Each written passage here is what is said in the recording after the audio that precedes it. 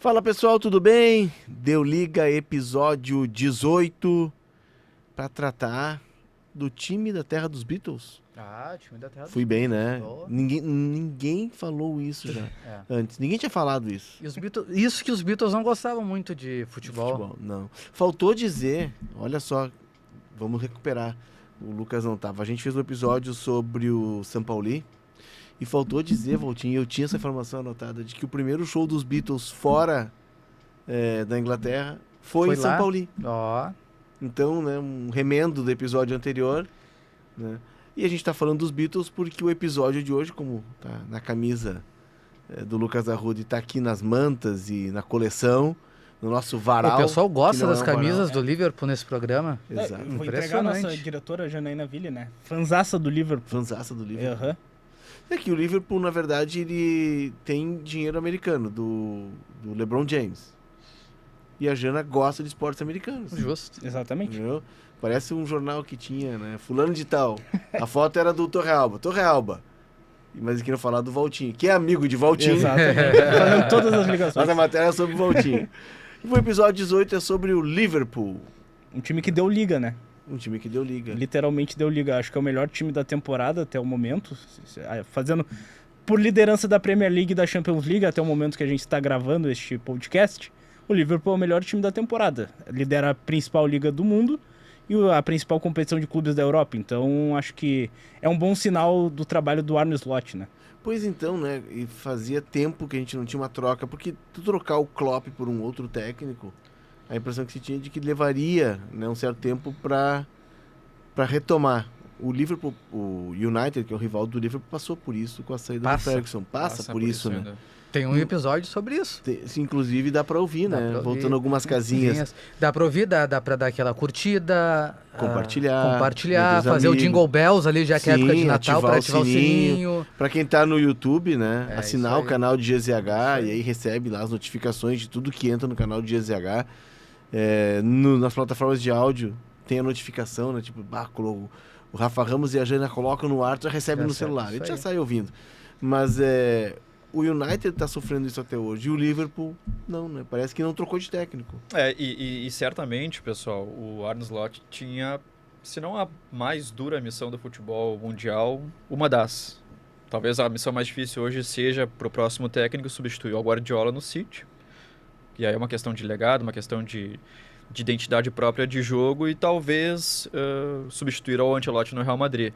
Mas não era uma missão fácil conseguir tirar essa sombra do Klopp e colocar em prática as suas ideias, e o Arne Slot fez isso com muita qualidade já nesse começo de temporada, com algumas semelhanças, é importante que se diga, do jogo do alemão, mas eu estou de acordo com o Torre Alba hoje, o melhor time do mundo é o Liverpool, e tem também, na minha opinião, o melhor jogador em atividade no planeta. Olha só. Tô louco pra saber quem é. O Eu já desconfio. Arruda gosta de listas. Então ele tá Gosto. sempre atualizando Fã, as listas dele. Fã de listas. E a diferença do Slot e do Klopp seria só o cabelo, não? O Slot é da minha turma. É verdade. Não, acho que tem algumas semelhanças, como o Arruda comentou, mas o principal para mim é que não foi uma escolha óbvia. O Liverpool não foi num técnico que estava afirmado nas grandes ligas, um técnico com currículo extenso, foi atrás de um profissional holandês, que foi campeão pelo Feyenoord, mas que não era tão conhecido assim. Eu acredito que ainda o que a gente vê é uma sequência do Klopp. Acho que o Klopp se mostrou um técnico que deixou algo para a continuidade, diferentes de outros profissionais renomados, como o Mourinho, que devasta um clube quando ele vai embora. O Klopp deixou, tanto no elenco quanto em ideias de jogo, que são similares. Acho que gostam os dois de um futebol de pressão lá em cima. E o Slot teve muito pouca modificação em nomes no elenco para essa temporada. Isso também impressiona, né? Ele conseguiu dar um crescimento em cima de um trabalho anterior, sem ter grandes contratações.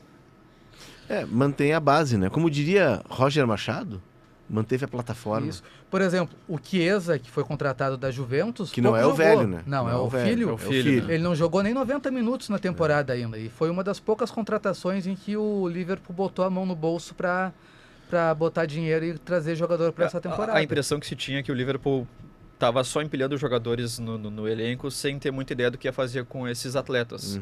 Jogadores caros, diga-se.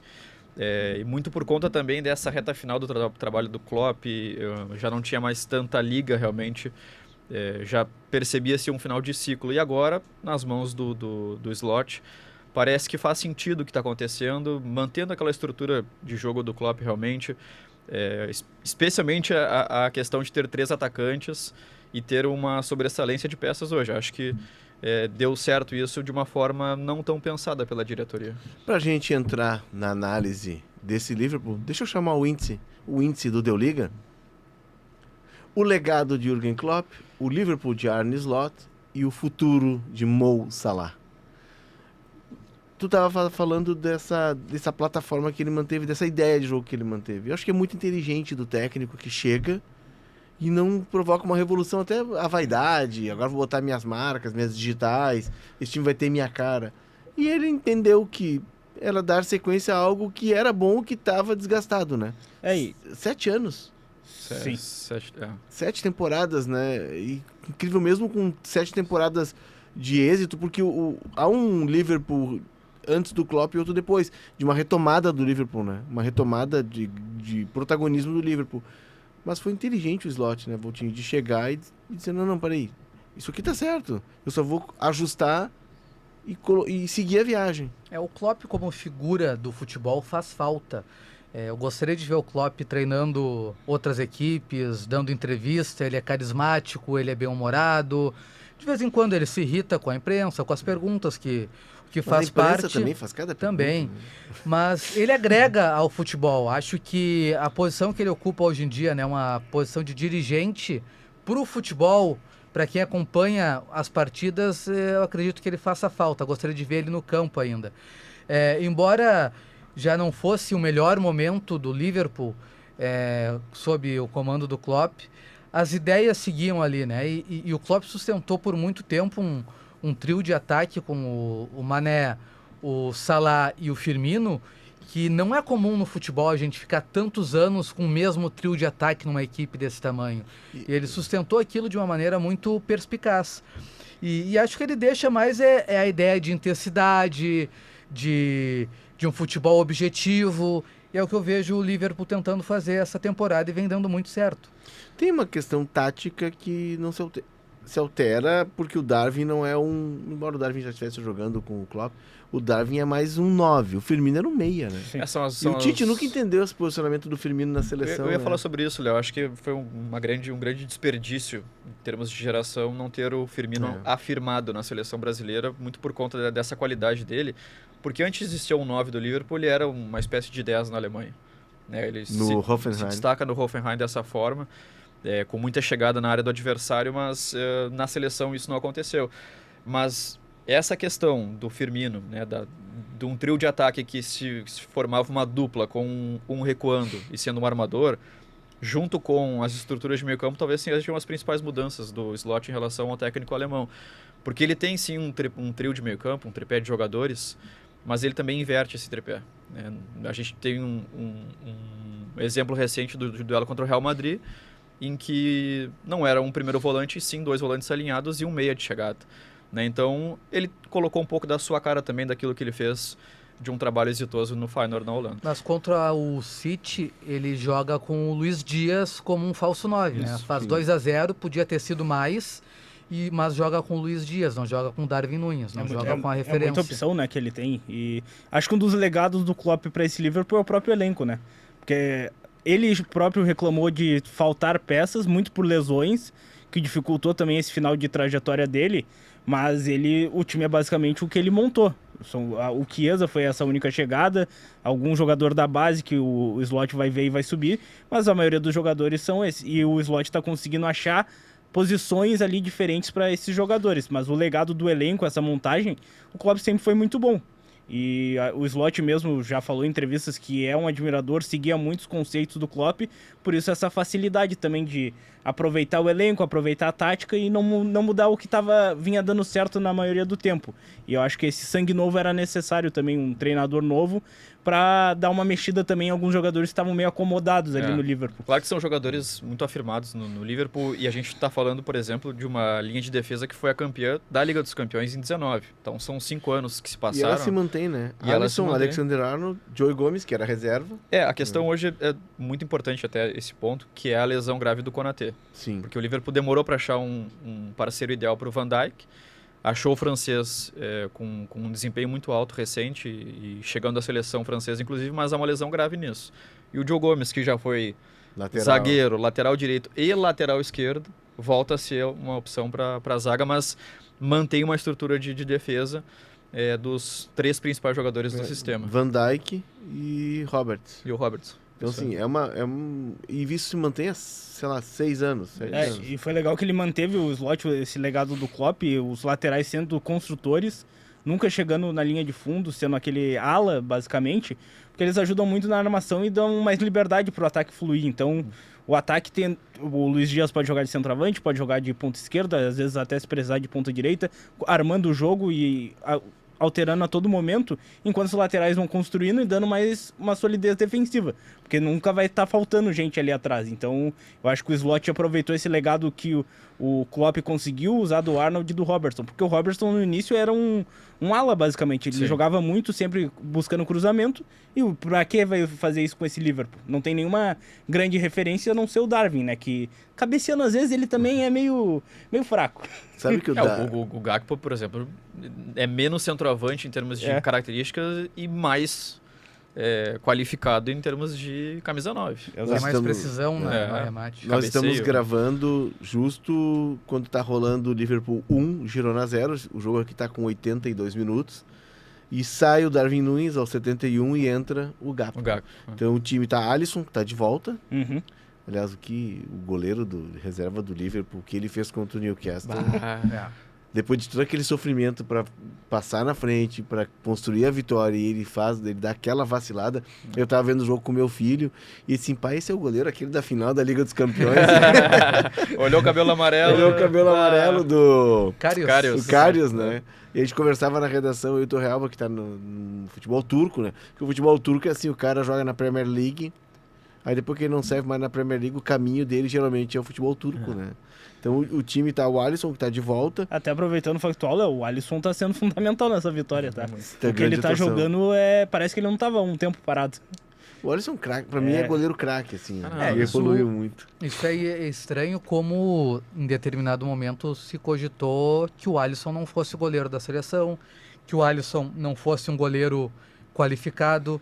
E o Alisson ainda segue sendo um dos principais goleiros do mundo. E é engraçado que o Tafarel passava por isso também.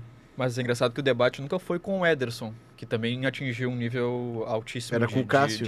Era com o Cássio. Sim, aí o Ederson entra uma crítica de que, olha, joga melhor com os pés do que com as mãos. Mas o Tafarel, assim, eu vejo que o Tafarel teve, durante a carreira dele, algumas bobeadas muito mais graves, pontuais, mas graves, do que, por exemplo, o Alisson. O Alisson não tem, assim, um grande frango, uma grande falha que tu pense de imediato. O Tafarel, tu vai ligar 2 ou 3 momentos da carreira dele ali que ele teve uma falha um pouco mais contundente. Mas o Alisson, tu não tem isso. Não, o Alisson foi um cara perseguido. O chute do De Bruyne, por exemplo, na Copa de 2018 foi tratado como uma falha do goleiro. O próprio chute do Petkovic na Copa que de desviou, 2022, que desvia no Marquinhos. Desvia no Marquinhos, né? Mas o chute do De Bruyne, por exemplo, que é um dos melhores batedores, finalizadores do mundo, é um chute praticamente indefensável. Mas o posicionamento, um passo para cá, um passo para lá, bom, a gente está falando do mais alto nível do futebol. E acharam ali situações para criticar o goleiro gaúcho. O time é Alisson, Alexander-Arnold, Joey Gomes, Van Dijk e Roberts, Szoboszlai, que joga demais. Pai, tem um cabelo bonito, tu deve ficar com inveja quando tu vê ele jogando, né? Isso é uma inveja. Haja gela, né? Eu vi o D'Alessandro veio aqui no sala de redação e eu fiquei olhando pro cabelo dele, eu não aguentei, eu disse, cara, que inveja que eu tenho do teu cabelo. O D'Alessandro tá com topete, não, e ele era loiro e ficou preto. Sim. Ou seja, além do cabelo ficar bem colocado, rejuvenesceu. Então, é Gravenberch, Szoboszlai e Jones. Mas essa transferência aí também passa pela Turquia, eu acho, né?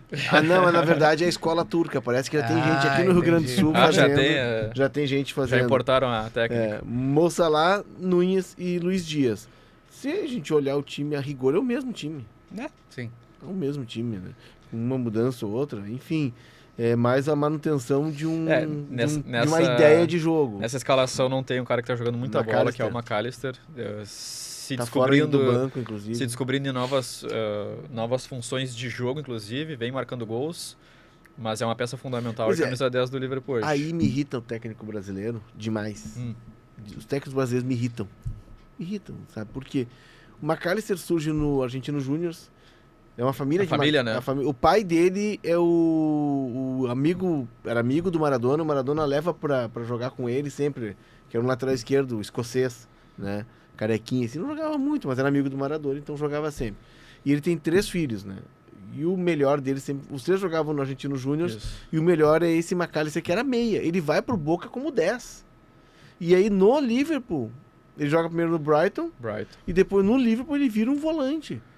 E aí tu pega um jogador, vamos lá, final de semana, por exemplo, o Gabriel Carvalho não jogou contra o Fortaleza. Porque o Inter jogou com 2 atacantes, 2 extremas e 2 jogadores no meio.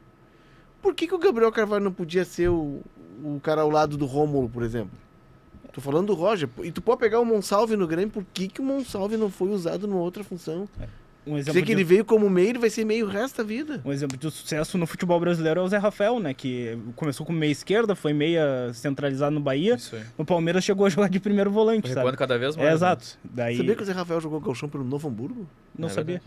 Foi emprestado pelo Coritiba, depois de subir pro profissional. Mas é uma coisa enfim. importante, Léo, porque entrando um pouquinho nesse assunto, talvez uma leitura de que o Gabriel Carvalho ainda não tenha a estrutura física para suportar um jogo mais por dentro. E eu discordo disso. Eu acho que a qualidade que se tem com a bola no pé pode se sobressair em relação a essa Ganha leitura. fluidez, e é o que Claro. ele faz com o McAllister, né? Ele faz Ganha isso com os 2 construção de volantes, né? trás. Nenhum dos volantes do time é considerado um primeiro volante. Aquele de marcação que vai só marcar. Até pela função. O desenho do slot é um 4-2-3-1. E a gente tá entrando já no tópico Isso. 2 do nosso índice. É. Quem tá nos acompanhando pelo YouTube, Valtinho, tem que dar o like, né?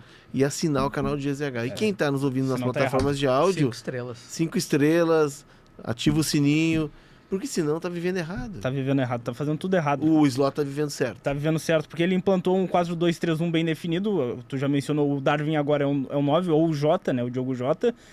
Não tem mais aquela de fazer uma função de falso 9. É um centroavante mesmo, mas que constrói junto. Os 2 volantes que saem jogando muito bem, e graças aos laterais que não sobem tanto, eles têm mais liberdade. Então dá para os 2 jogarem bola. Não precisa ser um pé duro e outro craque. Um que afina, outro que engrossa. como Exatamente. dizem Não precisa. em certos estúdios por aí. E daí, tu tem um ataque muito rápido, com pontas habilidosas, cortam pro meio, fazem de tudo. Então é um esquema mais definido. O Klopp jogava com um esquema que às vezes a gente não conseguia entender muito bem o posicionamento de alguns jogadores. Dava certo, porque ele é um gênio. Mas o esquema do slot eu acho que é mais divisível. Ele é posicional. Vamos pegar o exemplo do Guardiola. O Guardiola é funcional. Daqui a pouco o Guardiola pega o zagueiro e bota de volante. Stones. E ele se sai bem de Sim. volante, porque ele percebe no Stones uma fluidez no jogo, um bom passe. E o Stones era tido como um zagueiro Pé duro, né? bom. É. Nada mais do que isso. Até porque ruim não joga nesses times de ponta, né? Nem time profissional. Mas é a função. E o Slot é um cara do jogo posicional. Eu acho que essa talvez seja uma das diferenças de jogo em relação ao que o Klopp fazia. O Klopp tinha muito esse conceito, a gente falou aqui sobre a pressão alta, de roubar a O bola, GG Pressing. o Gegenpressing, né, de roubar a bola o mais rápido possível e já pegar o adversário no fator surpresa. Mas ele tinha também a questão dos atacantes atacarem muito o espaço, né, de o Salah receber essa bola à frente do zagueiro, do Mané também infiltrar na área dessa forma. E hoje eu vejo realmente essa ideia do Slot, por exemplo, de manter a posse de bola o máximo possível. E isso é importante que se fale. Os resultados, o andamento dos jogos depõe muito contra essa ideia dele, porque o Liverpool está sempre em vantagem. Então, normalmente, a leitura que se faz do futebol é que quando tu está em vantagem, tu te resguarda e a bola fica com o adversário. Mas aí tu vai olhar cada jogo do Liverpool bom, 400, 450, 500 passes, 600 às vezes. Então é uma questão realmente de querer ter o domínio do jogo, o que muda um pouquinho em relação ao conceito do Klopp de ser sempre uma questão de pressionar, de fazer a transição e atacar o espaço com os jogadores mais rápidos. O GG Pressing que a gente fala tem a ideia no conceito da análise de desempenho, que é roubar a bola em 5 segundos, né? O 5S. O REC 5, né? O REC 5. Tu rouba a bola em 5 segundos. E o Klopp desenvolveu 2 segundos, porque ele disse que quando o cara pega a bola, ele respira e dá uma mínima relaxada. E nesse momento tem que recuperar a bola. Então, é uma loucura, né? Porque tu perde a bola em 2 segundos, tem que recuperar. Só sendo louco para tentar implantar algo desse E é um jogo perigoso, né? Porque tu tá sempre com o teu time com a linha muito alta. Sim. E correndo risco a qualquer instante de uma bola passar e entrar. E os atacantes do adversário teriam o campo todo para correr nas costas dos zagueiros. Né? No jogo a gente está trazendo aqui exemplos e a gente sempre tenta traçar o paralelo com o nosso local aqui. Eu fui contratado por empréstimo na janela para participar de um outro programa no YouTube, tá? Mas eu sigo aqui só com os direitos cedidos até 19 de dezembro, porque o rapaz aquele que a gente não cita o nome, né? Porque daqui a pouco ele vai aparecer mesmo de férias, Tomara tá que de não. férias, Gritando. né? E aí tem uma imagem que é do jogo do Grêmio e Corinthians, e aí fala disso que o Lucas mencionou da recomposição. O gol que o Grêmio leva do Corinthians, acho que é o segundo gol, o Grêmio tá atacando com 7. E perde, aí o Corinthians sai com a bola, não é nenhuma roubada, sai com a bola do goleiro, e tem 3 jogadores defendendo, ou seja, recomposição e o perde pressiona 0. E aí isso tá todo projetado, né? Eu não sei se no Brasil consegue se fazer isso. O Flamengo do Jesus conseguiu. O Palmeiras, um pouco do Abel, mas é que é tanto jogo. No começo mais do que hoje em dia. É que é tanto jogo em cima, não tem tempo de treinar, porque isso tem que treinar. Isso é tu ativar o teu cérebro. Pra tu ser mecânico isso, perder a bola e ter esse gesto mecanizado e também a parte física, né? É isso. Não tem como. E ter jogadores para fazer isso, né? O Liverpool tem. Também. Jogadores privilegiados fisicamente. Exatamente. Né? Então dá tudo mais certo. E a saída de bola do Liverpool tá muito mais segura também, né? No Klopp a gente via às vezes uns gols tomados ali de erro de saída de bola, os zagueiros se atrapalhavam, os volantes também. Agora estão tomando menos gols também em relação a isso. É uma saída mais segura, é um jogo muito mais controlado quando tá com a bola. Mas quando tá sem a bola, eu vejo o mesmo time do Klopp, assim, a mesma intensidade e que é bonito de ver, sabe? O jogo de Premier League é muito legal de ver porque a todo momento buscando a bola, buscando o ataque e torna o jogo mais legal de se assistir, né? Não é à toa que é a liga que mais dá vontade de ver atualmente. Eu acho que é importante até esse detalhe do que o Klopp tinha como material humano para executar esse tipo de trabalho. Porque se a gente for fazer comparações hoje do meio campo, dos dois times, a gente, de repente, vai fazer o comparativo do Fabinho com o Gravenberch. São jogadores que têm estruturas físicas parecidas, mas têm qualidades diferentes. Aquele meio campo do Klopp com o Fabinho, com o Wijnaldum e com o Henderson, era talhado para esse tipo de situação, de pressionar o adversário lá em cima e quando recuperasse a bola, os 3 com qualidade de já acionar o Firmino ou os outros 2 atacantes. E hoje a gente tem também uma tentativa de... não replicar, mas ter algo semelhante, porque o Gravenberch ele é um jogador que fica muitas vezes para que o McAllister saia, né? E o Szoboszlai, quando foi contratado, a gente tinha uma ideia de que ele seria um 10 mais clássico, um armador que na Bundesliga circulava por essa zona da intermediária ofensiva, mas é um cara também muito intenso, um cara que está sempre buscando a bola para acionar rapidamente os adversários, os atacantes quando necessário. Mas o time do Klopp parece que com as características era muito mais formado para executar realmente esse perde pressiona, a né? ideia de jogo dele. A ideia de jogo era essa. Que ele desenvolve justamente para poder bater o Bayern de Munique. Quando chega o Thiago, por exemplo, Léo, há um decréscimo muito grande em termos de capacidade física no meio campo, ainda que a qualidade aumentasse muito com a bola no pé. Ele tentou fazer uma migração de ter posse de bola, de não ficar o tempo todo nesse perde, rouba e ganha a bola, rouba e ganha a bola. E aí fica um jogo de trocação, né? Você ter fisicamente jogadores privilegiados.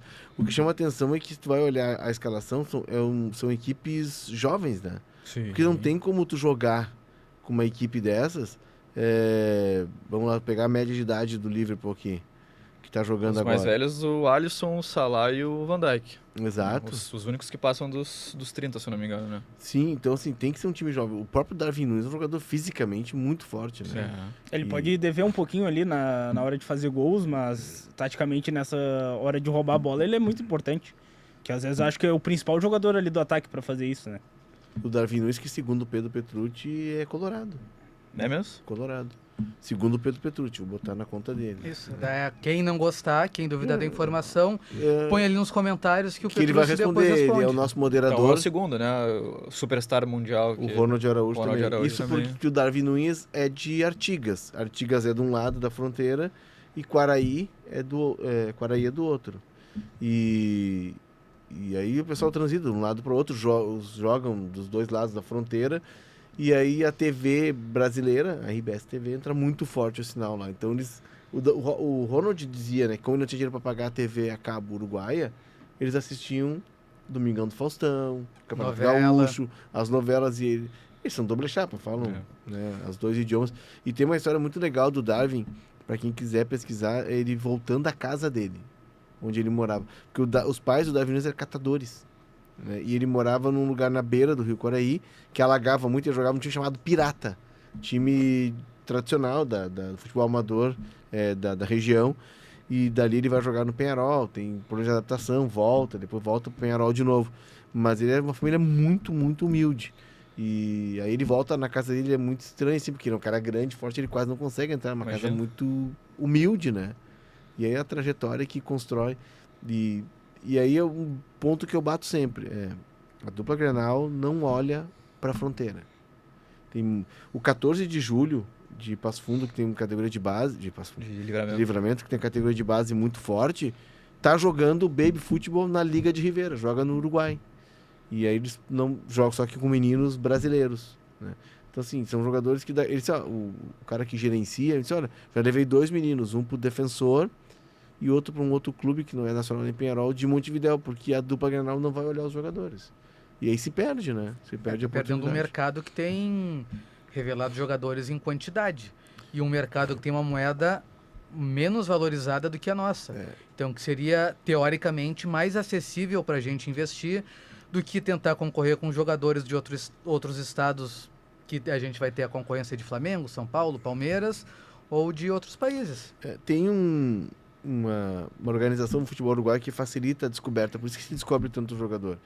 Acho que a gente tratou disso no último programa, de ter uma organização do futebol do interior, que ela é primeira da organização do futebol do interior infantil. E aí se não me engano, são 65 mil meninos inscritos e tal. E são ligas de baby futebol, que é até os 13 anos. E a partir dos 14 até o veterano é a liga nacional. Então, todo final de semana tem jogo dos meninos até 13 anos e dos times acima dos 14 anos.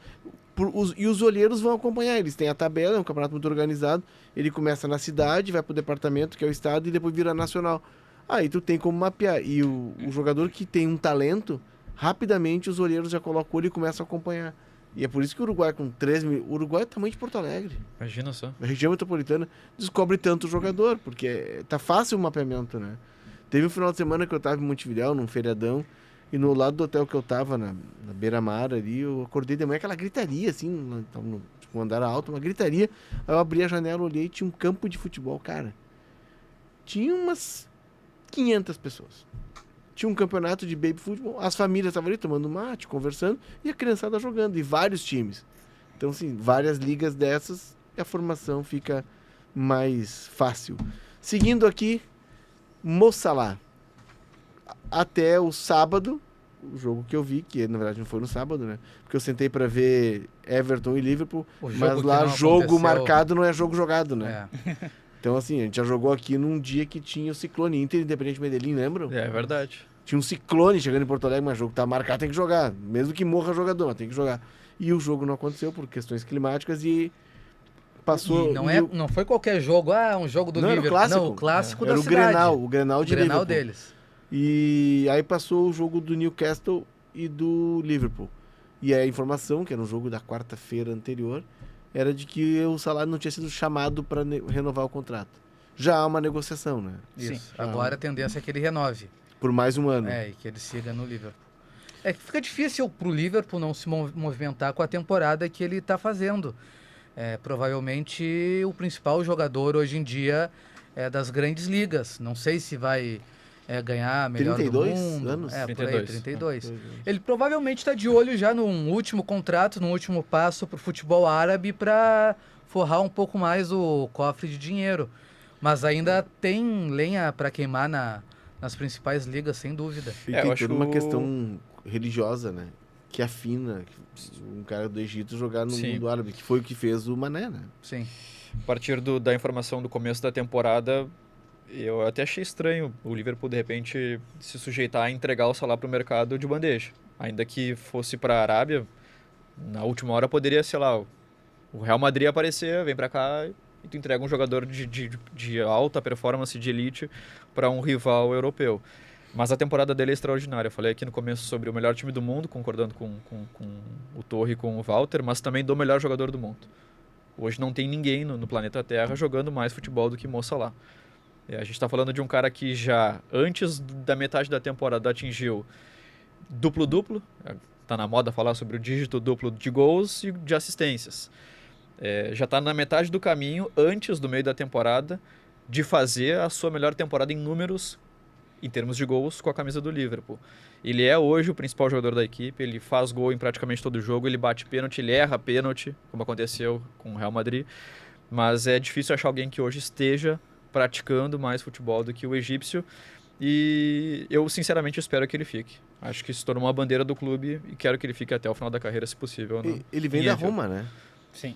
Ele vem Ele da vem da Roma. Roma. Ele não teve chance no Chelsea. Muito mal no Chelsea. O Chelsea, O Chelsea tem umas maluquices, né? ele ter jogado no Chelsea e não ter jogado lá realmente... Mas é que ele pegou uma geração difícil. Sim. Ele era o time do Mourinho, né? Com campeão inglês, com muitos jogadores de qualidade, mas é o pior momento da carreira Isso aí dele. pegou o Mourinho, né? E pegou o Mourinho. Pegou o Mourinho. E o Salah, se tu for ver um jogo do Liverpool, a todo momento a bola tá passando por ele, as jogadas sendo criadas ali pelo lado dele, e ele tem um talento, é muito talentoso, tem um trato com a bola, um chute fenomenal. É o cara, e ele tá há muito tempo ali, né? É o que sobrou daquele trio de ataque que deu muitas glórias pro Liverpool. Então ele sabe a responsabilidade também. Eu acho que é o principal para ele estar ali até hoje, ser essa peça de liderança também. Por mais que ele não fale tanto, não apareça tanto como uma liderança, eu acredito que ele tem esse papel mais técnico, uma Ele não liderança é midiático técnica. como as Exato, grandes estrelas, exatamente. né? Ele é um cara mais low profile. É claro que não deve ser um cara fácil de lidar. Eu vi uma entrevista do Firmino que, como ele jogava por trás e os dois na frente, ele era o cara que acionava, ele tinha que fazer um passe para cada um, porque era uma disputa do Mané com o Salah, e aí eu tocava a bola, e virava, o que reclamava eu virava a cara, mas era uma discussão, porque os dois competiam muito, né? Eram dois goleadores, duas grandes estrelas, e sempre há a vaidade, embora o Salah não tenha nem o biotipo de jogador. Ele Tu não olha pra ele na rua, tu não vê que ele é um jogador de futebol, né? Sim, sim, ele não é grande, ele não...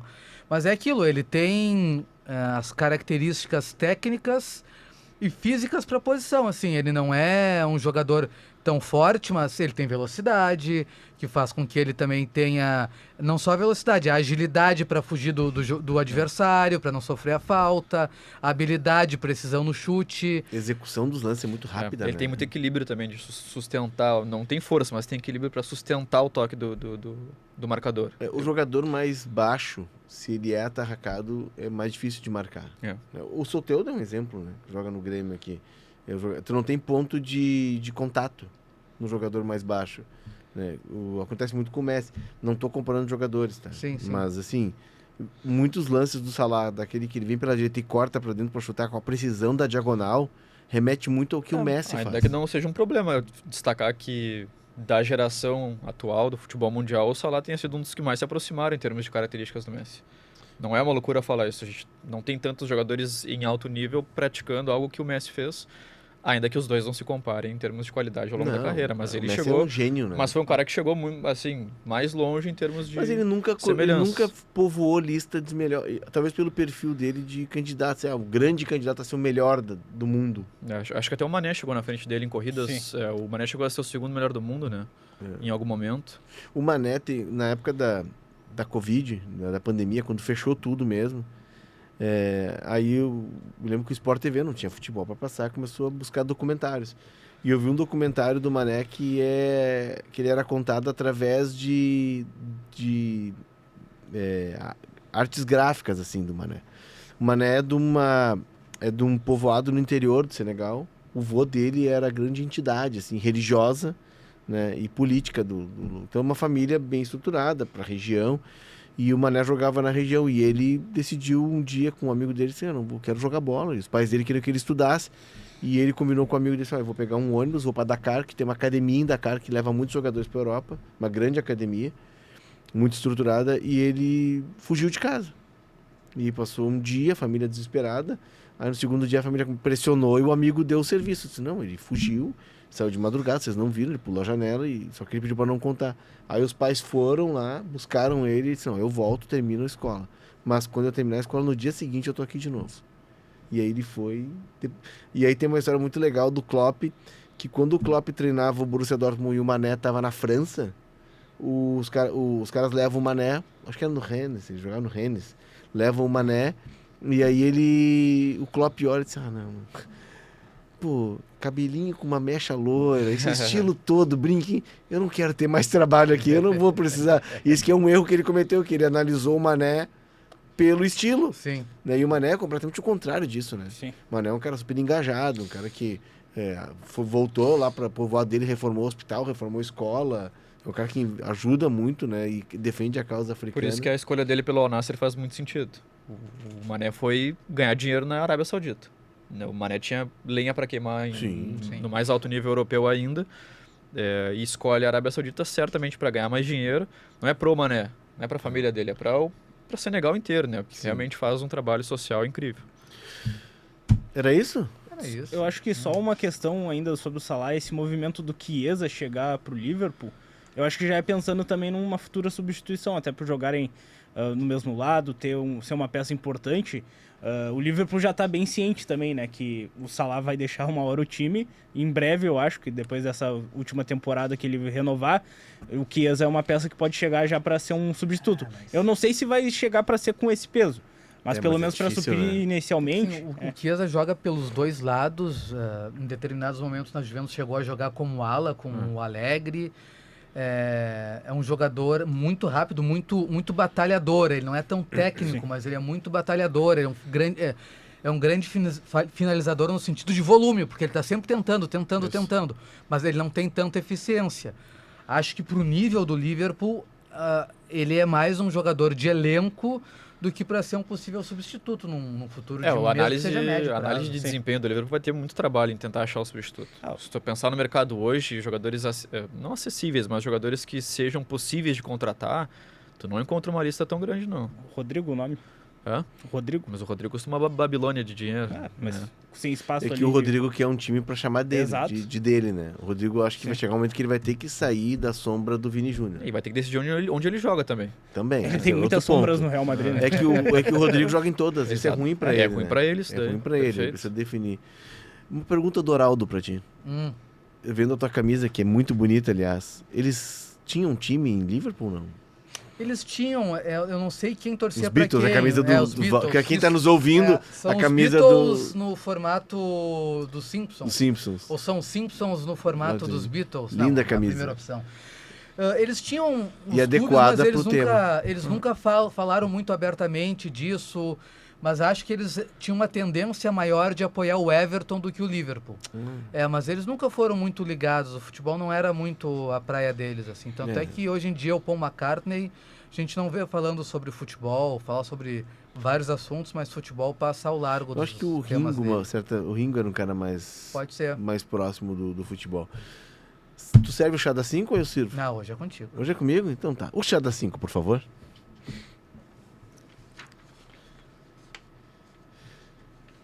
E o chá da 5 que eu esqueci de trazer o livro para mostrar aqui, né? Ato de contrição.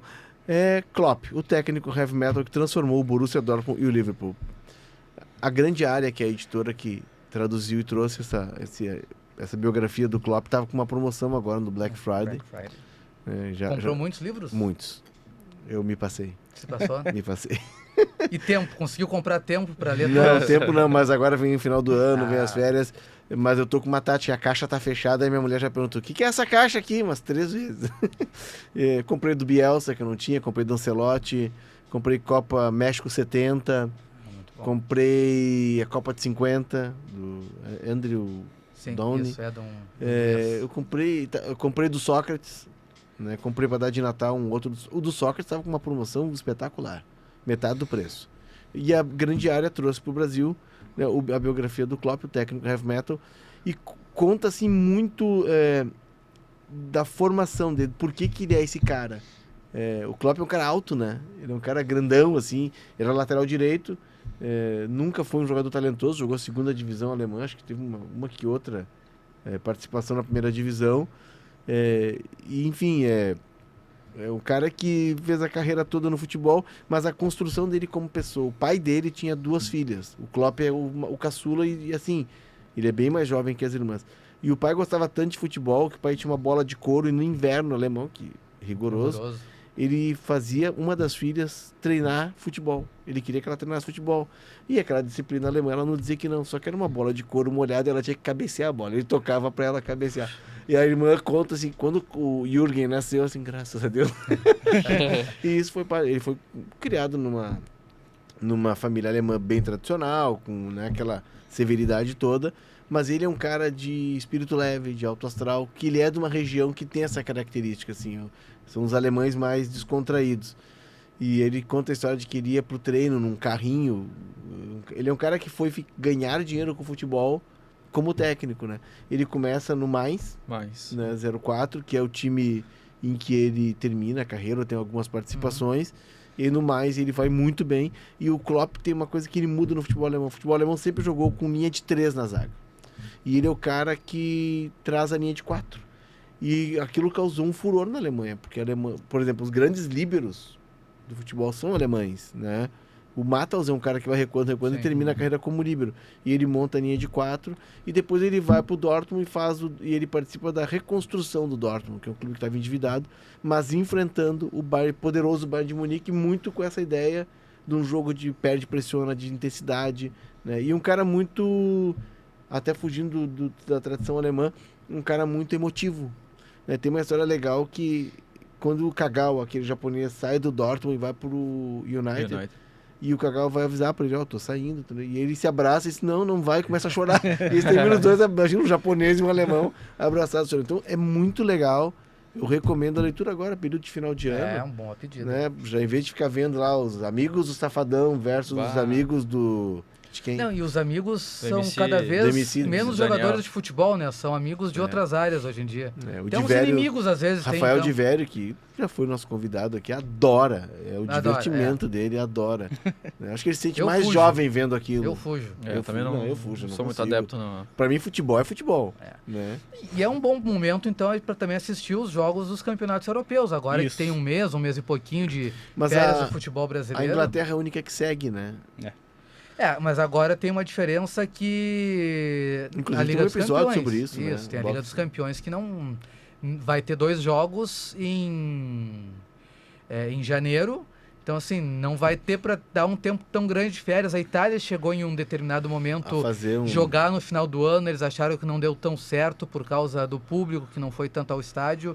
E acabou também voltando ao período anterior de não ter jogo no fim do ano. A La Liga ainda também mantém algumas datas de final de ano e de início de ano, se não me engano.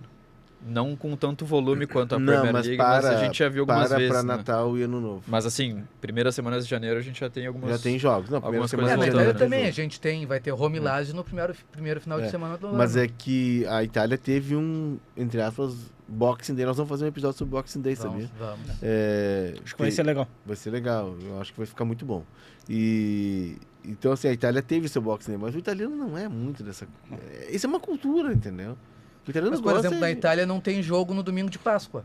Sim, porque é cultural, né? Eles são muito religiosos, né? Enfim.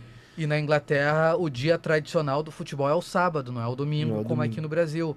Até para se recuperar para segunda. Porque por muito tempo não se podia jogar por questão religiosa aos domingos e foi uma batalha conseguir abrir espaço para que o futebol fosse liberado aos domingos. E aí foi feito depois da Segunda Guerra isso, e o futebol é visto como um dos grandes fatores para o crescimento como identidade de novo dos ingleses após a Segunda Guerra. É legal, né? Pô. E tem a questão também de o futebol na Inglaterra está muito ligado a pub e cerveja, né? Sim.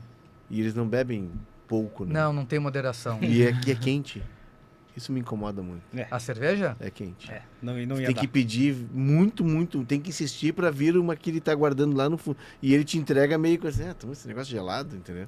E são copos grandes, ela vem fria, na metade tu já tá embriagado porque ela tá quente. Sim. Né? Mas enfim. Saudade. Sabe onde é que é bom tomar uma cervejinha, uma pint? Eu vou chamar agora então. Eu vou chamar agora a nossa dica de viagem. Onde é, Valtinho? Onde é bom? A gente pode ir pra Liverpool, né? Conhecer a cidade dos Beatles, a cidade do Liverpool, a cidade Cavern do Club? Everton. O Cavern Club? Dá pra passar em Penn Lane, Strawberry Fields, andar de ônibus porque chegar aqui a Ticket Ride, enfim, dá pra fazer um tour de Beatles pela cidade e um tour de futebol também, tem pra todos os gostos. Tem 2 estádios, Tem né? 2 estádios que ficam próximos, Sim. não são distantes, dá pra matar os 2 estádios num dia só. E o Everton tá pipocando, né? Ele Há vai muito tempo. Tem algum momento um endinheirado vai comprar. Eles escaparam da 777, né? Tava comprando o Everton, aqui assumiu o Vasco e quando caiu a casa deles e estava em negociações com o Everton, escapou dessa. Mas pra mim o Everton tá caindo de maduro pra ser um novo modelo de Manchester City. Tá assim. precisando, porque escapou também do rebaixamento na última temporada. Sim, Time sofreu um muito ruim, pouco né? pela punição Sim, que teve, a sim. punição por questões administrativas tirou um pouco a competitividade, mesmo assim eles conseguiram reverter a situação, mas já é um cenário diferente de 4, 5, 6 anos atrás, quando chegou a ter o Ancelotti como técnico. Sim. Mas aí eu acho que é uma questão interna do clube que não se acerta, porque naquele período teve grandes jogadores, teve bons treinadores e nunca conseguiu dar o salto de qualidade que se imaginava. O Everton chegou a ser o primeiro time fora do Big Six. A gente hoje vê o Newcastle e talvez o Aston Villa, porque chegaram em competições continentais e tem bons trabalhos. Mas há 10 anos o Everton era o melhor time fora os grandes 6 da Inglaterra, tendo tendo o Lukaku, tendo o próprio Bolassia que estava jogando aqui no Criciúma, mas Isso é muito aleatório. Né? montou um time muito forte há 10 anos, brigou por posições em competições europeias e hoje está penando para conseguir se manter na elite. O Richarlison salvou o Everton numa temporada antes dele ir pro Tottenham. Ele salva o Everton do rebaixamento e é aquele jeito Richarlison. Os caras pedem pra ele falar em inglês, né? E aí ele faz um discurso assim, tipo, thank you, I love you, everybody. E os caras caem na gargalhada. Mas me chamou a atenção mais do que o discurso do Richarlison é a simplicidade do vestiário. De um estádio antigo, sem nada de... Tu vê o vestiário do City, por exemplo, que tá no documentário no Hour Nothing. Pô, ele tem uma estrutura. Tem espaço, né? Espaço, né? E tem uma coisa muito curiosa nos vestiários europeus. Sabe por que os vestiários são redondos, assim, ou ovalados? Que é pro técnico poder falar e todo mundo olhar pra ele. E o do adversário é em L, né? O adversário é em L. Eles botam em L porque é pro cara ficar de costas pra alguém. Né? E no vestiário do Ajax, tem uma parte que é em semicírculo, fica no meio técnico, todo mundo conversando. E tem uma porta e depois tem 6 assentos, 3 de um lado, 3 do outro. Nós, mas se a ideia é todo mundo ficar de frente, porque isso aqui é de quem tá chegando da base. Primeiro senta ali. Depois tu vai pra parte mais nova. E parece o conceito também daquilo que a FIFA pede hoje pros estádios das Copas do Mundo. A gente tem visto os documentários da Rússia e do Catar, o mesmo conceito do técnico no centro e o vestiário no formato oval, redondo, para que todo mundo consiga ouvir as instruções do comandante. E nessa do Ajax, e a gente vai fazer um episódio sobre rivalidades, a gente acha que é só na América do Sul, eles não limpam o vestiário pro Feyenoord. Eles pintam e não limpam, fica fedendo o vestiário, que é de propósito. Né? É isso. Desligam a água, É isso. é coisa de... Desligam a luz, pintam de o América do vestiário. Sul. Eu falei, sem vergonha. Se é lá na América do Sul, é selvageria. E o guia com quem a gente fez a visita no estádio do Ajax, contou rindo, achando que somos malandros, né? Se é na América do Sul, é selvageria, né? Mas tudo bem. Quem é o MVP da rodada, por favor? O craque da rodada, Torrealba. Antoine Griezmann. Belo desempenho do francês. O Atlético de Madrid venceu 4-3 do Sevilha. Um jogo que era para ser mais tranquilo, jogando em casa, mas estava empatado até os 94 minutos. Aí o Griezmann fez o seu segundo gol no jogo. Ele que vem tendo uma temporada muito boa pelo Atlético de Madrid, já salvou em alguns jogos da Champions. vencendo essa referência técnica ali, um ataque com o Julián Álvares, que era acho que no nosso primeiro Deu Liga, ou segunda edição, a gente falou sobre esse time do Atlético de Madrid.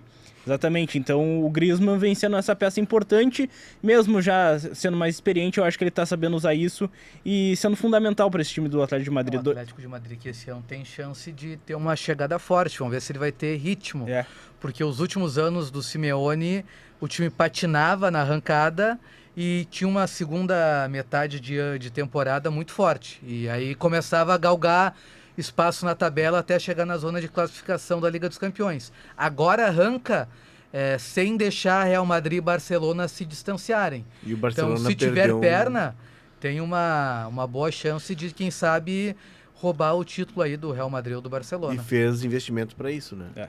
Gastou, sim. investiu pesado. E é impressionante, Léo, como o francês ele vai se adaptando a cada temporada que muda a estrutura de time, que chegam reforços. Eu não sei se alguém aqui é capaz de falar o que o Griezmann é hoje, em termos de futebol. Eu ele é um tenho atacante? certeza que ele pensa que é argentino. Pode ser também, mas que tem muito disso, né? Tem muito cara que pensa mas que é argentino. Ou uruguaio? Talvez Uruguai, né? Que ele gosta do... Mas ele era muito amigo. Eu tenho um amigo que pensa que é argentino. Mas o Griezmann acho que pensa que é uruguaio. Mas ele era muito amigo do Godin. Aí o Godin saiu...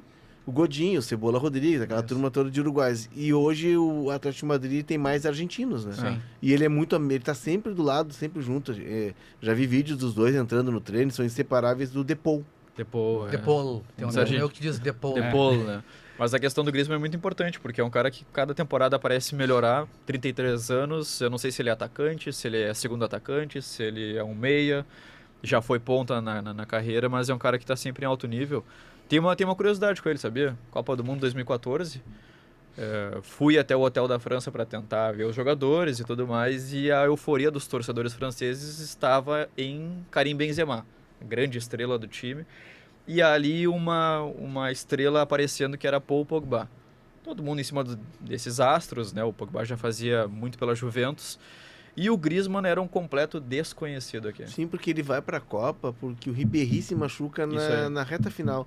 E o Griezmann estava começando a surgir na Real Sociedad. Isso aí. Se não me engano, o avô dele é espanhol e por isso ele vai jogar na Real Sociedad. Que ele é ali daquela parte que é meio basca da França. Né? Isso aí, tem um documentário dele, inclusive, na Netflix do Griezmann. Mas quando eu tô no hotel e eu sabia quem ele era por causa da Real Sociedad, ele tava jogando Liga dos Campeões, o ataque era com o Carlos Vela e com o Seferovic. Eu chamo o Griezmann para pedir um autógrafo. E ele toma um susto. Como assim, eu não esperava, alguém me conhece? Alguém sabe que eu sou aqui, não sei nem que cidade eu tô nesse momento, mas era a estreia da França contra Honduras. E eu peço um autógrafo, ele tira uma foto comigo e tudo mais, então tem essa referência dele, poxa vida, ele era um completo desconhecido, chegando numa Copa do Mundo com 23 anos, e de repente agora ele vira um super astro do futebol mundial. A Ruda deu uma carreira pra ele. E na Copa de 14 eu fiz o jogo da França e Honduras, e aí os franceses, primeiro que eles não olhavam pra ninguém, né? A entrevista coletiva de Didier Deschamps, na véspera, o Hugo Lloris e o Didier Deschamps. E o Didier começa a falar em francês e ele diz assim, mas não tá conseguindo traduzir. Ele tira aquela coisa do francês, né, pra falar. Mas eles vieram antes... Então eles entendem francês, né, como dá uma risadinha assim de... Mas eles vieram antes fazer um amistoso com o Brasil na Arena. Sim, caminharam no Parcão. Isso. E ali o Deschamps foi bem simpático na entrevista coletiva. Eu participei da coletiva, ele foi bem acessível, assim. Fez umas brincadeiras, enfim. Foi um jogo da Arena, né, foi um domingo. Isso. E eles saíram pra cá, todo mundo achou que eles saíram pra caminhar, estavam no hotel ali perto do Parcão, saíram pra caminhar no Parcão, né? Domingo de manhã a seleção francesa caminhando no Parcão. E aí o Griezmann passa pela zona mista e eu não sei falar francês, não sabia falar espanhol e um pouco de inglês. Chamo e ele para a entrevista. Então eu fiquei muito fã do Griezmann, porque ele caminhou na entrevista, entendeu? Jogador da seleção francesa, mas é que ele era desconhecido, mas ele é titular naquela Copa. Ele é titular naquela Copa do Mundo. Ele era um não convocado pro time principal já da França direto. E ali montou-se toda uma base da seleção que foi campeã na Copa seguinte. Caiu para a Alemanha nas quartas de final com o gol do Hummels, né? Jogo no Maracanã muito quente, um jogo completamente forte. De alto nível. No dia que o Brasil ganha da Colômbia. 2-0. Gol do Davi Luiz de falta. E depois a história... Depois a gente Era isso, meus amigos? Era isso, por hoje é só. Então um abraço pro Antoine. Antoine. Né? Vou apresentar um amigo nosso que também é argentino e eles Isso. dois podem, né, pedir pro Milley a nacionalidade, né? Isso. Quem sabe Isso. aluguem um apartamento em Nos Palermo e vão Estados morar Unidos juntos. é green card, quando o cidadão de outro país recebe o direito de morar nos E na Estados Unidos. Argentina. Na Argentina, como é que será que é o nome do documento? Matecard. Pode ser. Celeste Card, esse meu amigo tem o Celeste Card. Albi Celeste é o... Ah, que espetáculo. A produção é da Janaína Willi e do Rafael Ramos. A técnica de edição de áudio é do Leandro Carvalho. Siga o Deu Liga na sua plataforma de áudio preferida. Deixe as 5 estrelas, não esqueça na avaliação. E ative o sininho, né? Como Isso disse aí. o Walter Faz Gonçalves um Jingle Júnior. Bells aí nesse Jingle período Bells, de Natal. né? Já é época de Natal. Para receber notificação sempre que um episódio novo estiver no ar. Deixe o teu like também na transmissão do Deu Liga no YouTube. E segue o canal de GZH. Isso aí, Quem não seguir tá vivendo errado. isso aí. E vai ser punido na noite de Natal. Não vai ter presente. Então, segue.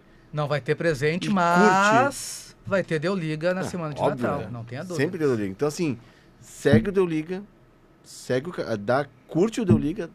Segue o canal, senão Papai Noel não vai, ou Santa Claus, não vai ser generoso contigo. Tchau. Fui, um grande abraço.